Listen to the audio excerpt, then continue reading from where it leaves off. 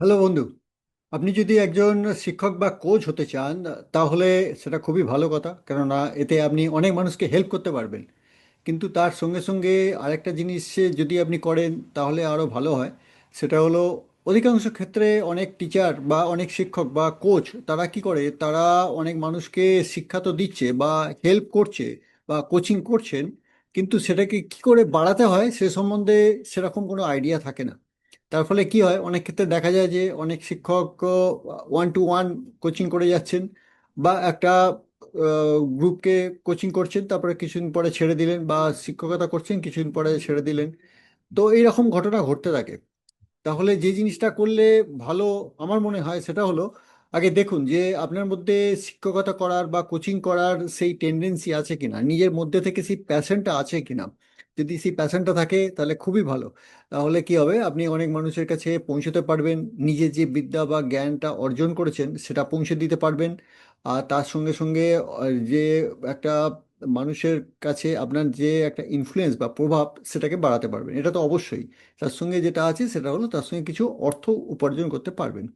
কিন্তু যদি মনে হয় যে এই অর্থটা আরো একটু বেশি হলে ভালো হয়, সেটা আমরা সবাই চাই, তো সেটা কিভাবে সম্ভব? দেখুন, আমি আজ এখানে আপনাকে দুটো আইডিয়া দিচ্ছি। বন্ধু, আমার নাম আশুতোষ দা, আমি কেরিয়ার টার্নারাউন্ড কোচ। তো আমি দুটো আইডিয়া দিচ্ছি। সেটা হলো, প্রথমে দেখুন যে আপনার মধ্যে এই শিক্ষকতা করা বা এই কোচিং করার জন্যে যে আপনার ব্রেন আপনাকে সাপোর্ট করছে কি, আপনার মধ্যে সেই প্যাশনটা আছে কি, আপনি সত্যিকারের মানুষকে ভালোবেসে সেটা করতে যাচ্ছেন কি, মানুষকে কিন্তু দিতে যাচ্ছেন কি, সেটা আছে কি? যদি থাকে তাহলে খুবই ভালো, নিজেকে ধন্যবাদ দিন যে ভগবান আপনাকে এই সুযোগটা দিয়েছেন, বা এইরকম একটা আপনার শক্তি দিয়েছেন বা স্ট্রেংথ দিয়েছেন, যেটা অপরকে সাহায্য করার জন্য।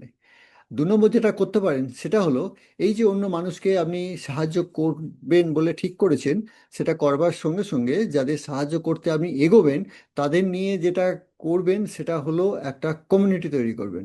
কমিউনিটি ছাড়া আপনার যে শিক্ষকতা করা বা আপনার কোচিং করা, এটা কিন্তু বাড়বে না, এটা স্কেলেবল হবে না। আর কমিউনিটি যারা এখনকার দিনে, যারা অনেক বেশি কোচিং করছেন, তারা সবাই কমিউনিটি হিসেবেই করছেন।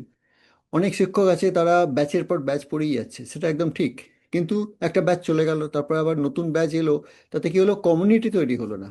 আর কমিউনিটি কিভাবে তৈরি করা যায়, সেটা আপনি অফলাইনে করতে পারেন, অনলাইনেও করতে পারেন, কিন্তু অনলাইনে কমিউনিটি করা অনেক ইজি হয়ে যায়। এরকমও কমিউনিটি থাকে অনেক কোচের কাছে, যার কাছে অন্তত 400 500 1000 মানুষ থাকে। আর তিনি যখন অনলাইনে কোনো সেমিনার করেন, ওয়েবিনার করে, অতখানি মানুষ আসে, আমি নিজে দেখেছি। তাহলে সেই যে উনি কোচিং করছেন বা কিছু শেখাচ্ছেন বা জানাচ্ছেন, তাহলে অত মানুষ যে ওনাকে ফলো করছেন, এটা কিন্তু হচ্ছে একটা কমিউনিটি করার ফলে।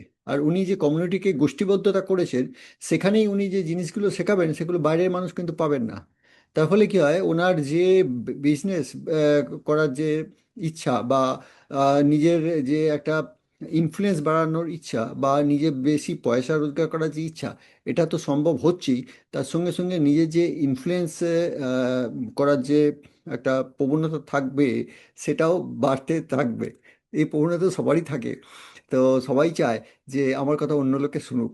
তো এটাকেই ইনফ্লুয়েন্স বলে।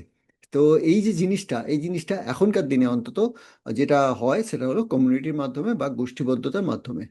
তো সেই জন্যে যদি আপনি কোনোদিন ভেবে থাকেন যে আপনি এই ধরনের শিক্ষকতা বা কোচিং, এই বিজনেসে বা এই প্রফেশনের সঙ্গে যুক্ত হতে যাবেন, বা ইচ্ছে আছে মনের মধ্যে, তাহলে আগে যাচাই করে নিন যে আপনার ভেতরে সেই আহ, শক্তি ভগবান দিয়েছেন কি। যদি দিয়ে থাকেন খুব ভালো, নিজেকে ভগবানকে আপনি এ করুন, মানে ওনাকে ধন্যবাদ দিন, আর নিজের কে আপনি বলুন যে হ্যাঁ, আমার মধ্যে সেই শক্তি আছে, আমি মানুষকে সাহায্য করতে পারবো।